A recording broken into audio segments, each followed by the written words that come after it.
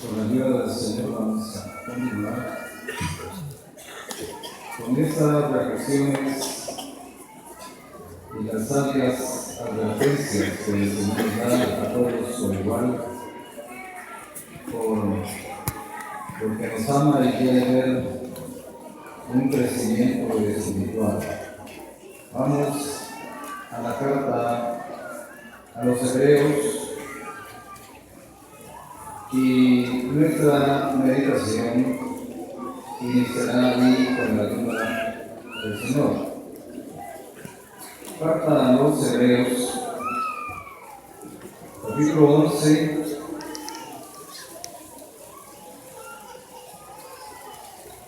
y versículos 8 en adelante.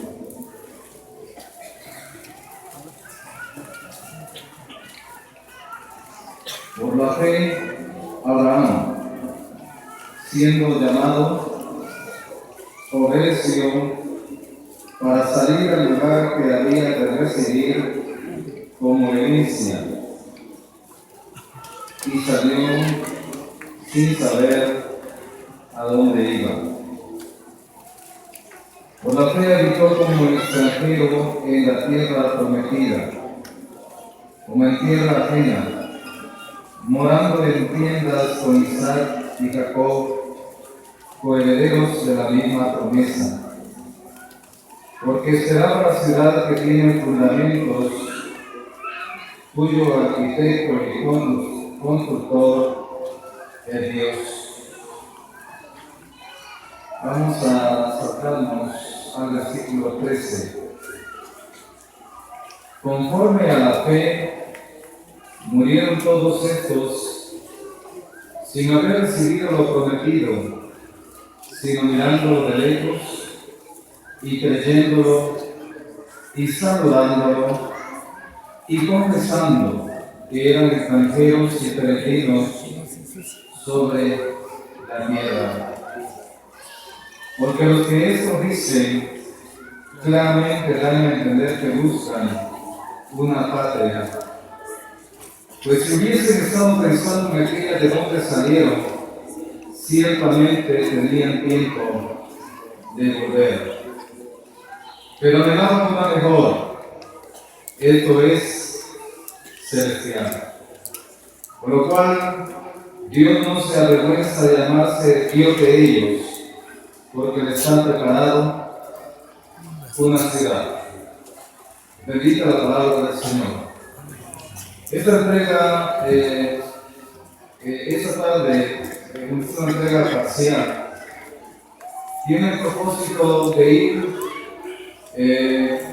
considerando algunos aspectos, quizá no de manera detallada, pero como punto de partida. Y el deseo de sus servidores que consideremos estas marcas que identifican a un peregrino. Son 7 realmente, buscando un paralelo siempre con la vida de cristiano en este tiempo y la iglesia del Señor en general. Como un modelo de conducta y ejemplo, he tomado a Abraham para luego ir considerando algunos aspectos que en este tiempo actual nos debemos considerar y confrontar, comparar nosotros mismos y saber si en realidad estas mismas marcas están desarrollándose en nuestra vida como peregrinos que hemos llamado a ser por la gracia de Dios. Tengo en mente también un texto, un versículo escrito por Pedro en su primera carta, capítulo 2 y versículo 11, el cual dice: amados, yo ruego como a extranjeros y peregrinos que os abstengáis de los deseos carnales que batallan contra el alma. Es la iglesia peregrina. Somos usted y yo peregrinos? Y si lo somos, las formas, o sea, la conducta nuestra revela que en realidad vamos como peregrinos, o tal vez algunas formas de conducta más revelen que estamos con el deseo de estacionarnos en el sistema de este mundo. En primer lugar, consideramos la primera parte del versículo 8. Vamos a dejar la palabra fe en segunda instancia, porque antes de una fe hay un llamamiento. Y dice aquí hasta la segunda coma: por la fe, Abraham siendo llamado. Y dejamos ahí, por favor, esta lectura. ¿A quién podemos considerar como un peregrino? Si yo le puedo preguntar a usted, para usted, ¿quién es un peregrino? ¿Ha considerado esto? ¿Es alguien que va de paso? Hay un término, por ejemplo, griego que es parapidemos. Este término significa alguien que mora o que vive en un lugar extraño, que no es de él. También hay otra palabra que es con X, xenos, que se utiliza en relación a los santos del Antiguo Testamento, y esto significa extranjero. De igual manera hay otras palabras que se aplican en relación. Por ejemplo, en Lucas 24:18 se usa la palabra forastero, que también tiene mucha relación con lo que estamos tratando en este momento. Es algo así como que le hubieran preguntado al Señor: ¿tú solo peregrino eres? ¿Que no te das cuenta de lo que ha acontecido en Jerusalén? El propósito de esta exposición también es para que asumamos nuestra identidad y que no adoptemos identidades que no nos corresponden como peregrinos en el tiempo actual, y a la vez también porque hay mucha corriente en este mundo que está tratando la manera de vender la idea de que debemos reclamar el reino de Dios, pero no en el sentido espiritual, sino en el sentido material, relacionado con salud física, éxito y prosperidad material.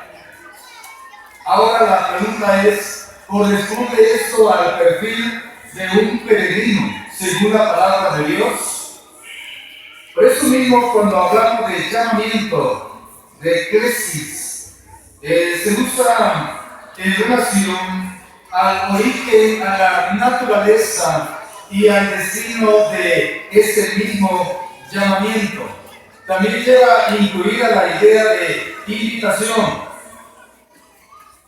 es decir, por el llamamiento por el cual fuimos tomados en cuenta para participar de las bendiciones del Señor, siendo de la más grande de nuestra salvación. Esa invitación que nos hace Dios a participar, también debemos entender que es el mismo llamamiento que genera para nosotros un origen, una naturaleza y un destino también, los cuales son celestiales totalmente celestiales.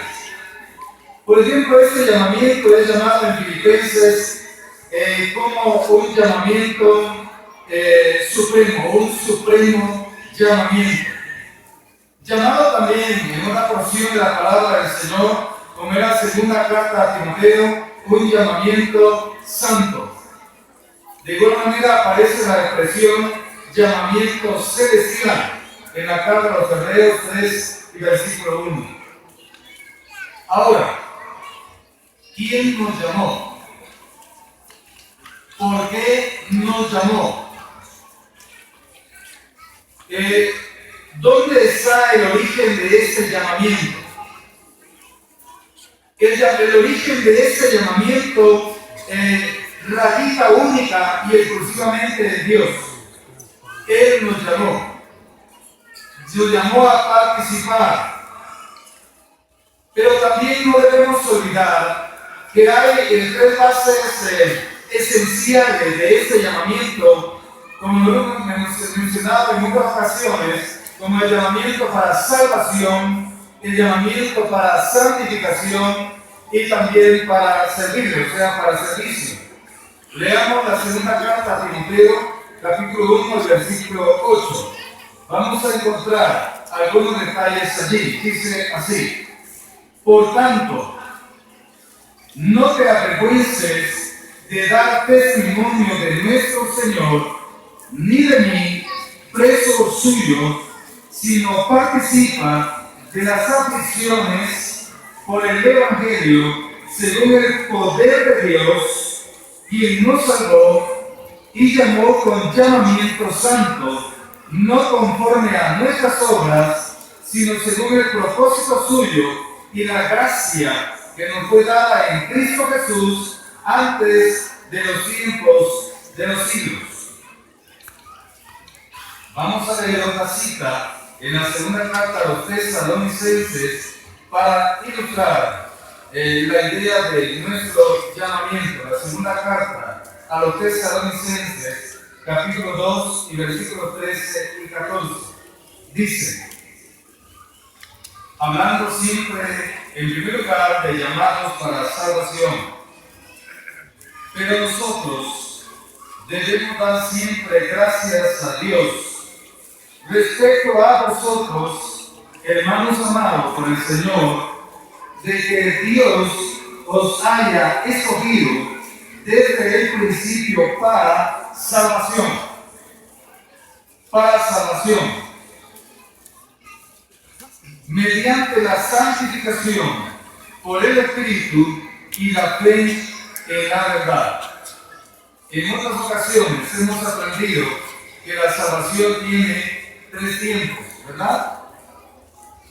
El tiempo pasado de nuestra salvación, que fue el tiempo cuando creímos, el tiempo presente de la salvación, que es el que tiene que ver con esa liberación del poder del pecado diariamente, y el tiempo futuro de la salvación, que se completará cuando Cristo regrese por nosotros. Somos salvos totalmente.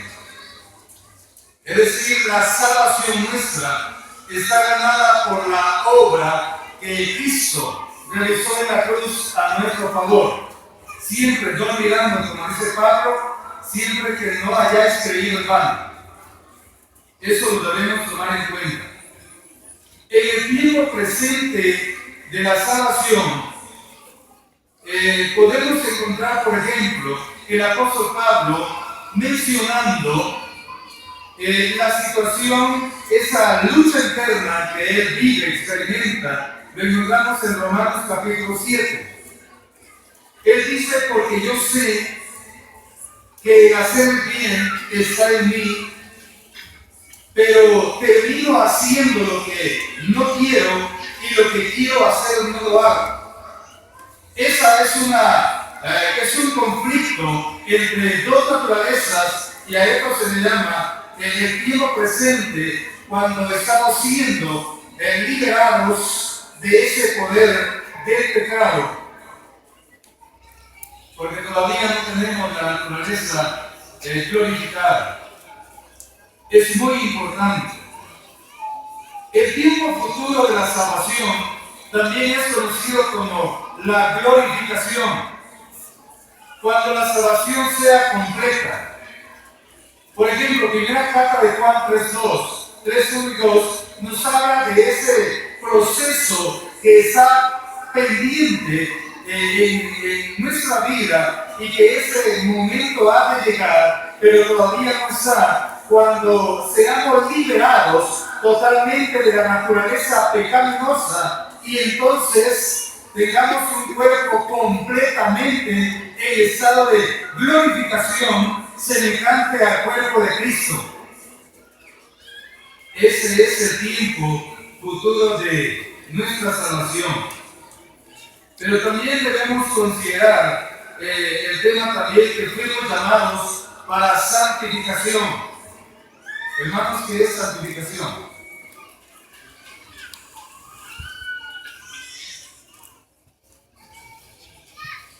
Cuando hablamos de la palabra santificación, que aparece en la palabra de Dios a lo largo de toda la escritura, quizás hay un texto que mejor refleje este término, como es el Salmo 4 y 3, que dice: Jehová ha hecho apartar al piadoso para sí. Lleva implícita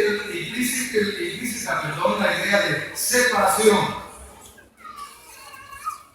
En cuanto a la santificación, hay una santificación preparativa. Esa santificación es obra de Dios absolutamente. Por medio de esa santificación, ustedes y yo fuimos preparados e encaminados por Dios, separados para experimentar la salvación. De eso tenemos la segunda carta a los Tesalonicenses, que ya leímos, capítulo 2, versículos 13 y 14, que habla ahí de que Dios nos escogió al principio para salvación mediante la santificación por el Espíritu. Fue una preparación anticipada, una preparativa. Pero también no debemos olvidar que tenemos una santificación posicional. Y esa santificación posicional es la que el creyente hereda en virtud de su nueva posición en Cristo. Es decir, toda persona que ha entrado por la puerta de la salvación tiene esa santificación posicional. Hebreos 13:12 lo dice así. Dice: por lo cual también Jesús, para santificar al pueblo, mediante su propia sangre, padeció fuera de la puerta. Mire, tenemos Hebreos también, capítulo 10 y versículos 12 al 14. Leamos acerca de esta santificación. Dice, vamos otra vez. Pero Cristo, habiendo ofrecido una vez para siempre un solo sacrificio por los pecados, se ha sentado a la diestra de Dios, de ahí en adelante esperando hasta que sus enemigos sean puestos por estrado de sus pies, porque con una sola ofrenda hizo perfectos para siempre a los santificados. Que puede posicionar. Esta santificación posicional no es posible, no es susceptible de mejoramiento. ¿Sabe por qué? Porque no depende de ninguna obra humana. Esta depende exclusivamente de la obra santificadora de Cristo. Pero sí, esta tarde también vamos a leer de una santificación que se le llama progresiva. Y esa es muy importante para los hijos de Dios. En el tema de la santificación progresiva, es una de las más grandes preocupaciones que todos debemos tener como hijos de Dios. En realidad, si la santificación posicional yo no la puedo cambiar porque el Señor me la regaló, si la santificación preparatoria, la que me llevó al pie de Cristo, no dependió de mí, esta santificación progresiva es una preocupación nuestra en todo tiempo. Y cuando hablamos de santificación progresiva, vamos a ver segunda carta a los Corintios, capítulo 7 y versículo 1. Segunda carta a los Corintios, capítulo 7 y versículo 1. Dice aquí: así que, amados, puesto que tenemos tales promesas, limpiémonos de toda contaminación de carne y de espíritu, perfeccionando la santidad en el temor de Dios. ¿Cómo le podemos llamar a esta santificación? Progresiva. Cuando hablamos de estos temas y de esta recomendación, esta santificación es la que va en progreso, es la que va día con día. Les voy a decir algo en el nombre del Señor. En cuanto a nuestra posición con Cristo, todos tenemos el mismo beneficio. En cuanto a la santificación progresiva, ahí cada uno tiene un diferente nivel de santificación, pero eso lo sabe el Señor y usted y yo.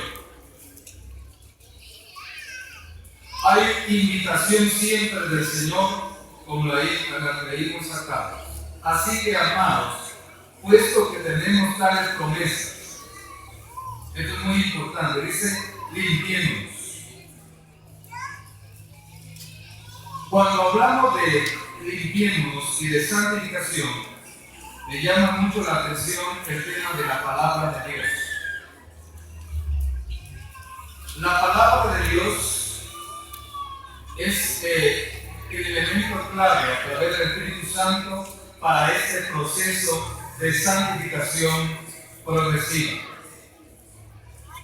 En el Evangelio de Juan, capítulo 17 y versículo 17 dice, santifícalos, ayúdenme hermano, en tu verdad. Tu palabra es verdad. Ahora bien, existen en nosotros mismos muchas situaciones de carácter y hábitos de vida que deben ser cambiados a la luz de la palabra de Dios. Hago otra pregunta. ¿Tenemos algo que cambiar en nuestras vidas todavía? Voy a volver a hacer otra vez la pregunta. Quiero tener una tercera oportunidad. ¿Tendremos algo que cambiar en nuestras vidas todavía? Sí. ¿O ya todo está bien?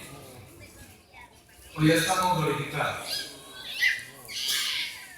Hermanos, no hay nada mejor que el examen personal. Este dedo, que es el índice, para este dedo le es muy cómodo estar señalándolo a usted, pero le cuesta señalarse personalmente.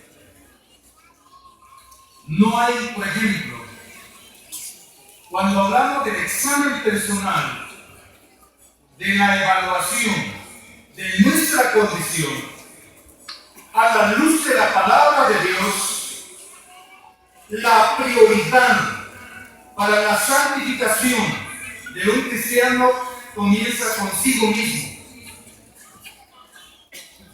¿Cuán cerca estamos del cumplimiento de la voluntad escrita de Dios? Hay personas que andan buscando nuevas revelaciones cada día, pero con lo que está escrito no se puede cumplir. El mismo apóstol Pablo, en ese capítulo 7 de Romanos que le mencioné, versículo 14, habla de ese conflicto permanente entre las dos naturalezas, una, la antigua, con sus propias costumbres, sus propios hábitos, sus propios deseos que buscan ser satisfechos, y la otra que es la naturaleza espiritual que nos invita a ver hacia arriba, buscar las cosas de arriba, anhelar la prosperidad espiritual. Para ser sinceros, todos estamos en estas conferencias para que al regresar hayamos experimentado un progreso en nuestras vidas.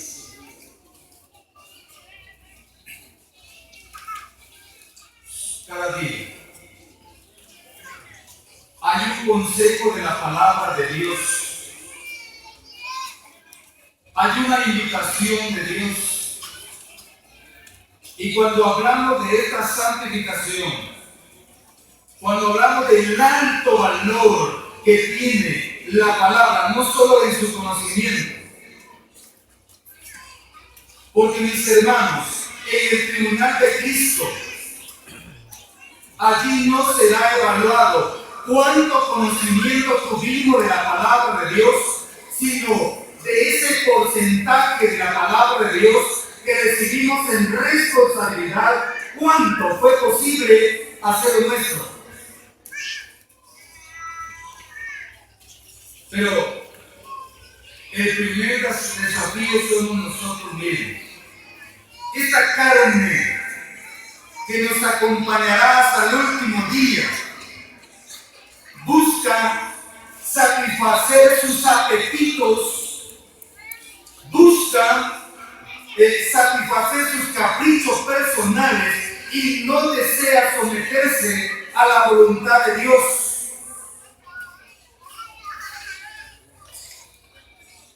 Dos hermanos tienen un conflicto un día primero de la semana. Serio el conflicto.